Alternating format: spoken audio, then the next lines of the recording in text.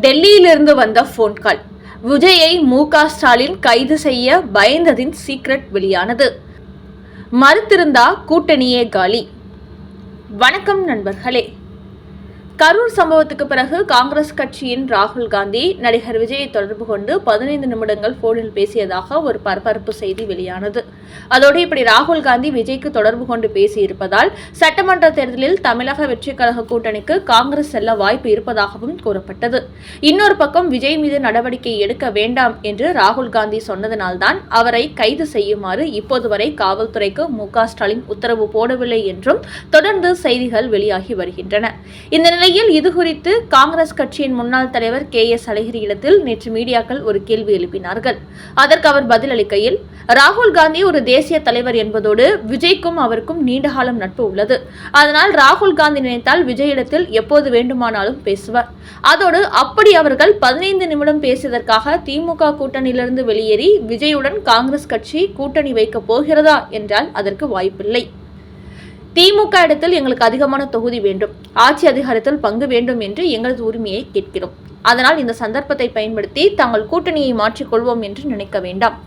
எங்களை பொறுத்தவரை பாஜகவை விமர்சிப்பதால் மு.க.ஸ்டாலின் தீவிரமாக இருக்கிறார். அதற்காகவே நாங்கள் திமுக கூட்டணியில் இருப்போம். தேசிய அளவில் காங்கிரஸ் கட்சிக்கு பாஜக எதிரி. அந்த எங்களது எதிரிக்கு மு.க.ஸ்டாலின் எதிரியாக இருப்பதால் நாங்கள் நல்ல நட்போடு இருக்கிறோம் என்று கூறியிருக்கும் KS அழகிரி, திமுகவுடன் கூட்டணி வைத்திருப்பதால் மற்ற கட்சியுடன் நட்பில் இருக்கக்கூடாது என்று எந்த சட்டத்திட்டமும் கிடையாது. எங்களுக்கு பிடித்திருந்தால் மற்ற கட்சி தலைவர்களுடன் நட்பில் இருப்போம். கூட்டணி வேறு, நட்பு வேறு. அந்த அடிப்படையில் தான் விஜயிடத்தில் ராகுல் காந்தி கரூர் சம்பவம் குறித்து விசாரித்திருக்கிறார். அதனால் இதை வைத்து திமுக கூட்டணியிலிருந்து காங்கிரஸ் கட்சி வெளியேறப் போவதாக யாரும் கருத வேண்டாம். இப்போதைக்கு எங்கள் கூட்டணி உடைவதற்கு வாய்ப்பில்லை என்றும் கூறியிருக்கிறார் KS அழகிரி. இதை வைத்து பார்க்கும்போது கரூர் சம்பவத்தில் 41 பேர் உயிரிழந்த பிறகும் விஜய் மீது மு.க.ஸ்டாலின் கைது நடவடிக்கை எடுக்காததற்கு ராகுல் காந்தியை காரணம் என்பது இதன் மூலம் தெரிய வந்துள்ளது. அந்த அளவுக்கு விஜய்க்கு ராகுல் காந்தி முக்கியத்துவம் கொடுக்கிறார் என்பதும் இதன் மூலம் உறுதியாகி இருக்கிறது. அப்படி ராகுல் காந்தி சொல்லையும் மீறி மு.க.ஸ்டாலின் விஜயை கைது செய்திருந்தால் கண்டிப்பாக திமுக கூட்டணி உடைந்திருக்கும். அப்படி திமுக கூட்டணியை உடையாமல் பாதுகாக்க வேண்டும் என்பதற்காக ராகுல் காந்தி சொன்னபடி விஜய் மீது மு.க.ஸ்டாலின் கைது நடவடிக்கை எடுக்கவில்லை என்பது தற்போது தெரிய வந்திருக்கிறது. அடுத்த செய்தி. விஜய்க்கு குண்டு துளைக்காத கார், Z பிரிவு பாதுகாப்பு கொடுக்கப்பட்டிருக்கிறதா? மத்திய உள்துறை அமைச்சகம் கொடுத்த விளக்கம். கரூர் சம்பவத்துக்கு பிறகு விஜய்க்கு ஆதரவாக டெல்லி பாஜக செயல்படுவது போலவும் தேசிய ஜனநாயக கூட்டணிக்கு விஜய் வருவது போலவும் தொடர்ந்து செய்திகள் வெளியாகி வருகின்றன.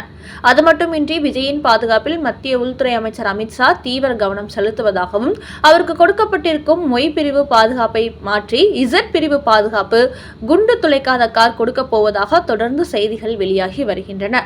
இந்த நிலையில் இதுகுறித்து நேற்று மத்திய உள்துறை அமைச்சகம் ஒரு விளக்கம் கொடுத்திருக்கிறது. அதில் அரசியல் கட்சி தலைவர்கள், தொழில் அதிபர்கள், பிரபலங்களுக்கு உள்துறையின் அறிக்கையின்படி YZ பிரிவுகளில் பாதுகாப்பு கொடுப்பது வழக்கமான நடைமுறைதான். அந்த அடிப்படையில் தான் விஜய்க்கு கடந்த பிப்ரவரி மாதம் Y பிரிவு பாதுகாப்பு வழங்கப்பட்டது.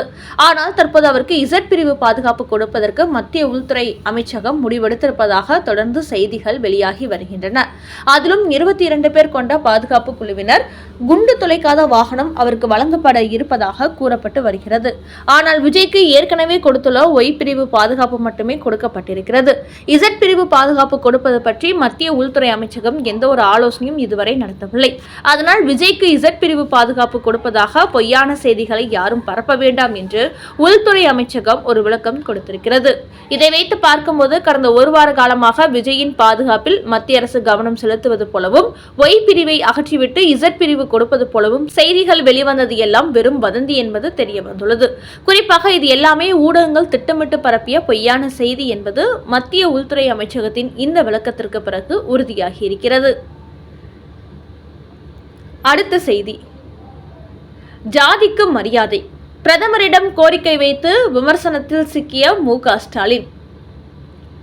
தமிழக முதலமைச்சர் மு.க.ஸ்டாலின் நாங்கள் ஜாதி மதத்திற்கு அப்பாற்பட்ட சமூக நீதி அரசியல் செய்கிறோம் என்று மேடைகளில் மார்த்தட்டுவார். ஆனால் தற்போது அவர் வெளியிட்டுள்ள ஒரு செய்தி அதற்கு நேர்மாறாக உள்ளது. அவர் கூறும்போது சுயமரியாதை திருமணத்தை அண்ணாதுரை சட்டமாக்கி வைத்தார். அதன் பிறகு கருணாநிதி அனைத்து ஜாதியினரும் அர்ச்சகர் ஆகலாம் என்று சட்டத்தை கொண்டு வந்தார். அந்த வகையில் தமிழ் சமூகத்தை சிந்தனை ரீதியாக முன்னெடுத்து செல்ல திராவிட மாடல் அரசு கடுமையாக பாடுபடுகிறது. ஜாதி பெயர்களில் இருந்த விடுதிகளை சமூக நீதி பெயர்களை மாற்றி உள்ளோம் என்று கூறியவர் அதற்கடுத்து சொன்ன விஷயம்தான் ஹைலைட். அதாவது ஜாதி பெயர்களின் இறுதி எழுத்தில் இரு என்று முடியும் வகையில் மாற்றம் செய்து மக்களுக்கு உரிய மரியாதை கிடைக்க செய்ய பிரதமரிடத்தில் ஒரு கோரிக்கை வைத்துள்ளேன் என்று ஒரு விஷயத்தை சொல்லியிருக்கிறார்.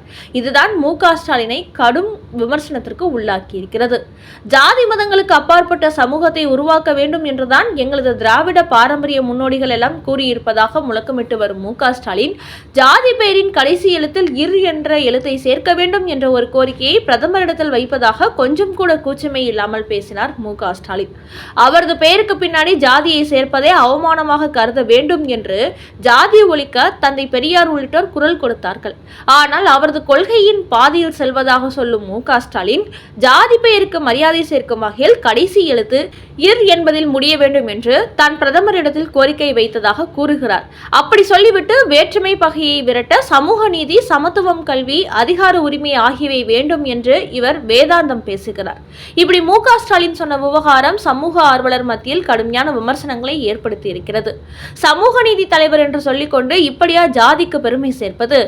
ஈவே ராமசாமி ஜாதிகளை ஒழித்தார், அவரது வழியில் நாங்கள் பயணிக்கிறோம் என்று சொல்லிக்கொண்டு ஜாதியின் பெயரில் இறுதியில் இர் எழுத்தை சேர்த்தால் மரியாதை கூடிவிடும் என்று சொன்னால் இந்த மு.க. ஸ்டாலின் எந்த பாதையில் பயணிக்கிறார் என்பதே புரியவில்லை.